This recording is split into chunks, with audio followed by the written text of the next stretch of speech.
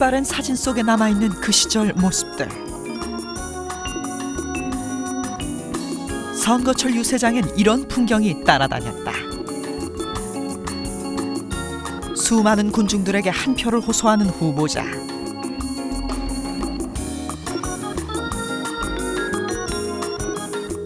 그 뒤에는 늘 막걸리 통이 등장했고 유세장 주변에선 술에 취해 돌아가는 유권자들의 뒷모습을 볼 수 있었다. 막걸리 한 사발에 한 표를 호소하던 그때 그 시절 선거 풍경. 그 속으로 들어가 본다.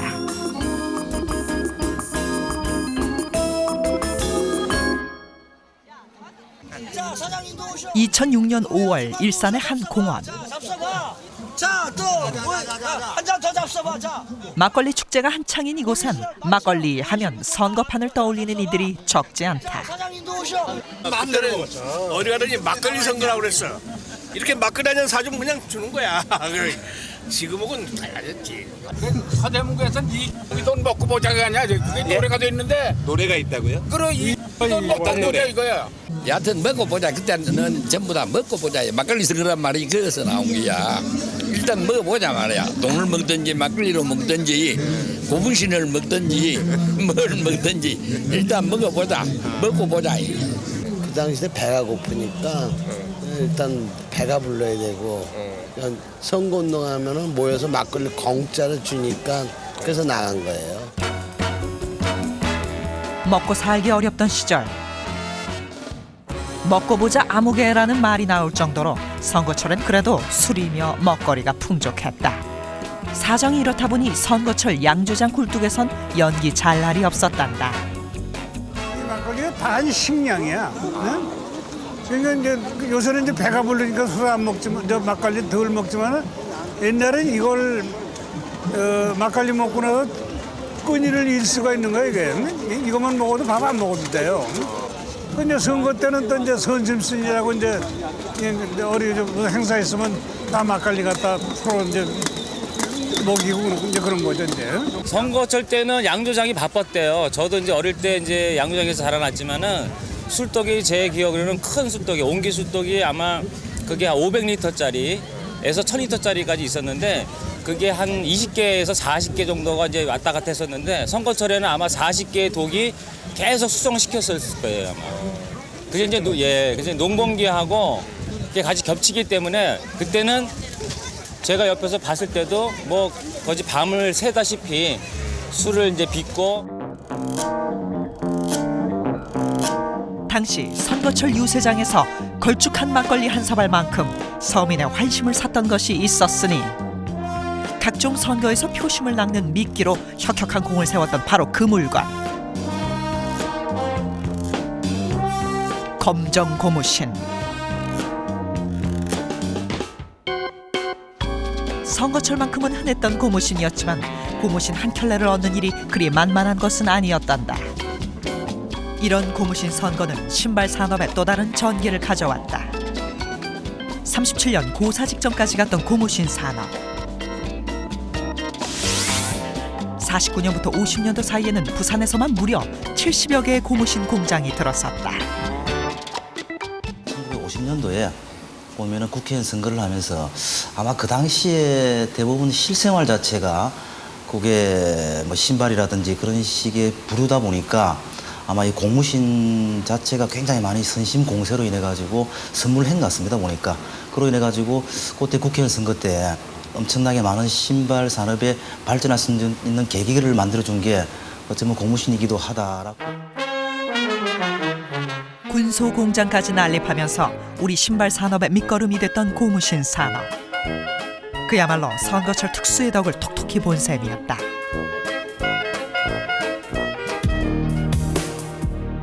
이렇게 50년대와 60년대 선거판에서 맹위를 떨쳤던 고무신과 막걸리. 이후 밀가루, 설탕, 조미료 등이 막걸리와 고무신의 뒤를 이어 선거철 특수를 누렸다. 그도 그럴 것이 당시 굶주림에 지친 서민들의 줄인 배와 환심을 잡을 수 있었던 건 뭐니 해도 생필품과 먹을 것이 최고였던 것이다.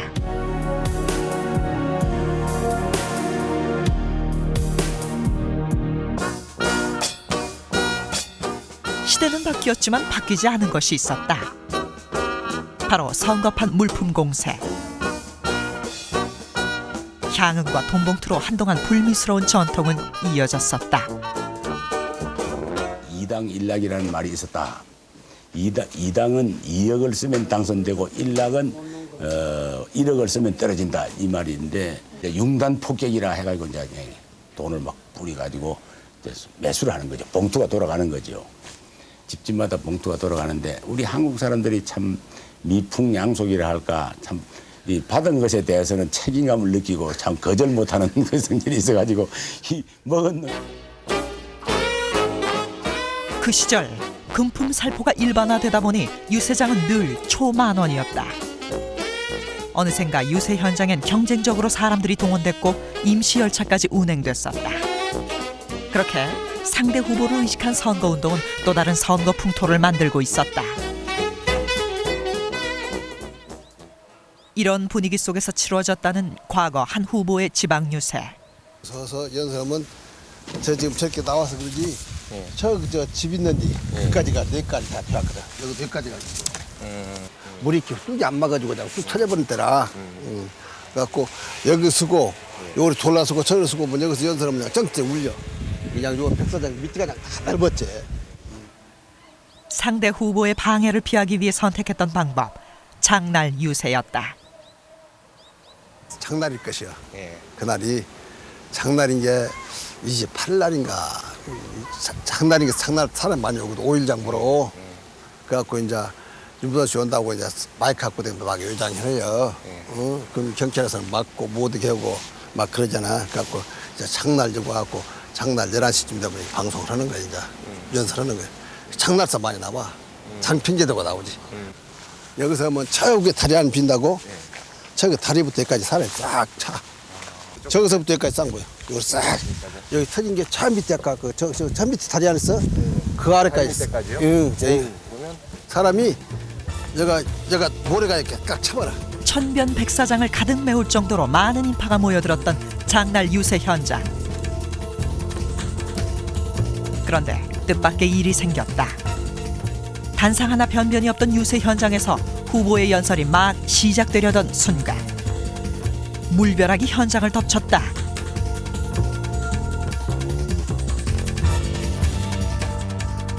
현장에 있던 신문 기자까지 혼비백산하게 만들었다던 유세장 물벼락 사건.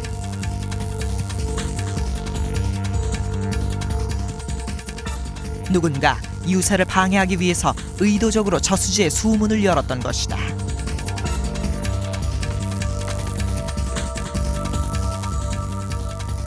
입 밖으로 내뱉진 않았지만 유세장에 있던 사람들은 다 알았단다. 사람이 많이 모인 게 물 틀어버리지. 방해해야 시장 간다고 가본 게 다 쫓아낼 수가 없인 게 물을 틀면 백사장 있는 사람들이 갈릴 것 아니여. 그래서 물 틀어버린 것이지. 그 백사장을 장소로 사용 못 하겠라고. 학교 같은 데 허가를 안 내주고 집회 허가를. 학교 같은 데 이런 데 안 내줘. 넓은 장소는. 그런 게 이제 그 평상 천변에다 놓고 마이크 놓고 있지. 그런 게 이제 물 틀어버린 게 천변 안에서 들어갔던 사람 나온 게 사람이 갈리라 소리지. 당시 과열된 선거 열기는 선거 벽보에서도 확인할 수 있었다. 정해진 규격이 없었던 터라 상대 후보보다 더 크게 만드는 건 예사였고 눈에 띄는 목 좋은 자리를 놓고 치열한 경쟁도 벌어졌다.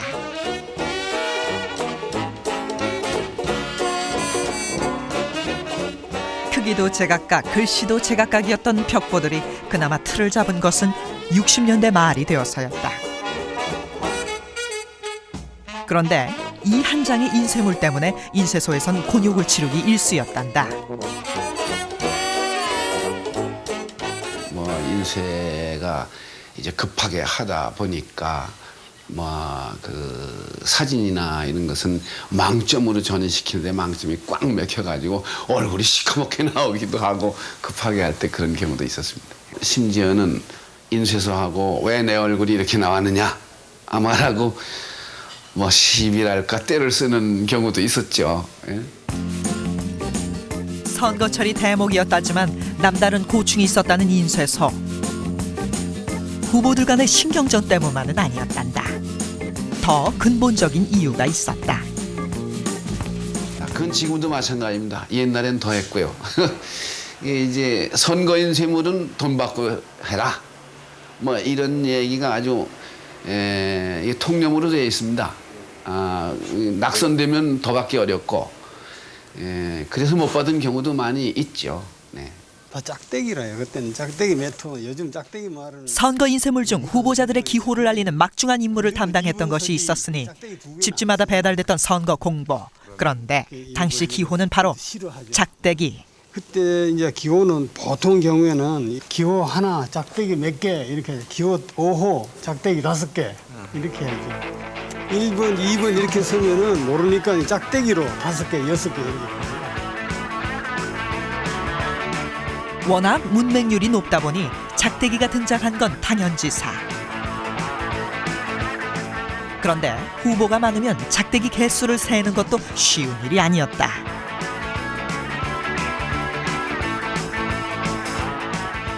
그러다 보니 선거 전날 집집마다 진풍경이 벌어졌다.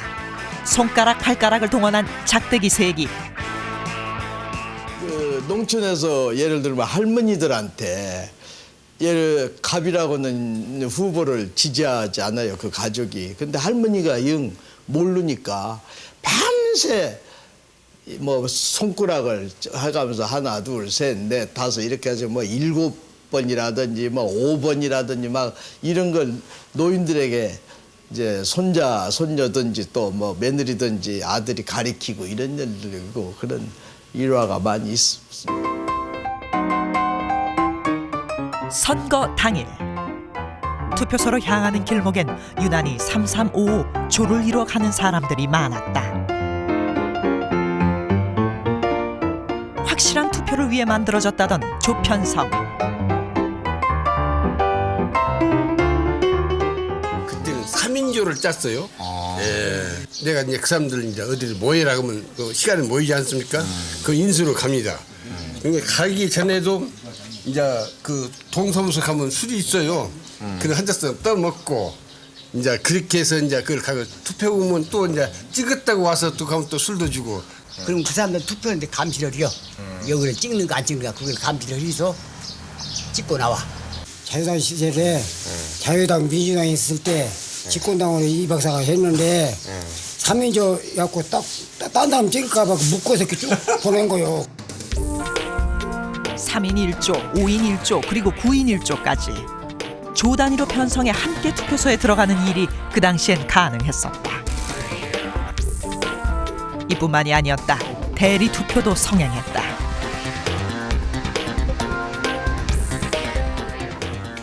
이게 목표 투표함이라 그래가지고 이게 처음 생겼을 때 이게.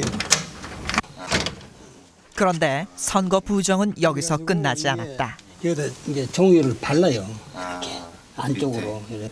우선 이게 수리를 계속 해야 돼요. 또 나무니까. 그리고 또 이게 뭐 특정 돼서 이걸 바꿔치기 했다 이거요. 이제 밑을 뜯고. 이런 식으로. 이걸 이리 열죠 이게. 이게 열어가지고 바꿔치기 하고 다시 못질을 해버리니까 문제가 생겨가지고. 아예 투표함 자체를 통째로 바꿔치기 하거나 득표율을 조작하는 일들도 적지 않았다.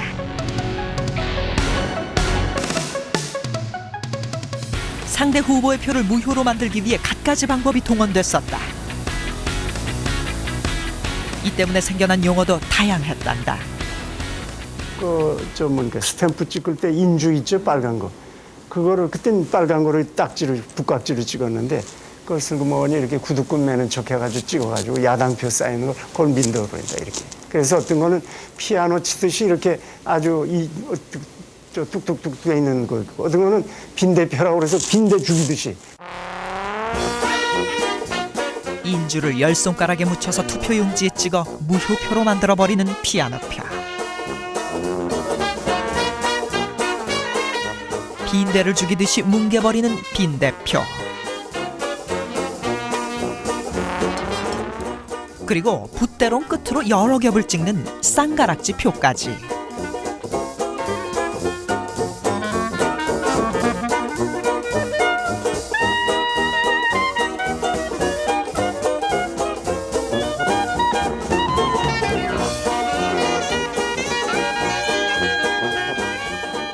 이렇게 선거 부정이 과열되다 보니 지금으로선 상상도 할 수 없는 황당한 일화도 있었다. 그 선거구에서 투표를 하고 개표를 하려고 세어보니까 투표자 수보다도 유권자 명부보다도 투표자 수가 3%가 더 있어. 103%의 투표율이 나와버렸다. 한 선거구에서 투표인 수가 선거인 수에 비해 더 많이 나왔던 웃지 못할 일도 벌어진 것이다. 마침내 심각한 선거 부정과 혼탁 선거에 안팎으로 자성의 목소리가 터져 나왔다. 그런가 하면 돈을 뿌려서 신성한 한 표의 주권을 돈으로 사겠다는 후보자도 적지 않았습니다.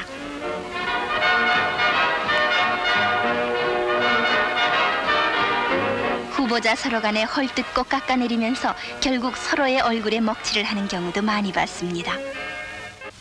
선거풍토 정화하여 공명선거 이룩하자.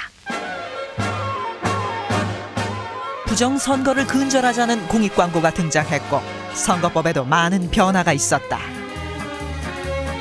규제, 그리고 또 규제. 이제는 받는 사람이나 주는 사람 모두 처벌을 받는 시대가 되었다. 선거운동 법률이 처음부터 규제로 채워졌던 건 아니었다. 임시정부의 첫 선거. 제헌국회 선거법에선 오히려 이 후보자들의 자유로운 선거운동을 보장하고 있었다. 선진국에서 선거는 그 축제입니다, 축제. 특히 그 스위스 같은 직접 민주주의 하는 나라는 주민들이 모여서 흥청망청 기분 좋게 춤도 추고 한마당 잔치도 벌이고 지금처럼 맑은 선거를 지향하는 마당에서 돈이나 뭐 밀가루나 이런 거는 못 줄 망정, 상품권이나 못 줄 망정 국민들에게 보다 나은 미래에 대한 꿈을 심어주는 이러한 밝은 정치, 이러한 방향으로 좀 선거 문화가 진전돼 나갔으면 좋겠다고 생각이 됩니다. 과거 선거철이면 마을 어귀부터 풍겨오던 누룩 빚는 냄새와 검정 고무신 행렬이 빛바랜 사진 한 장이 된 지 오래다.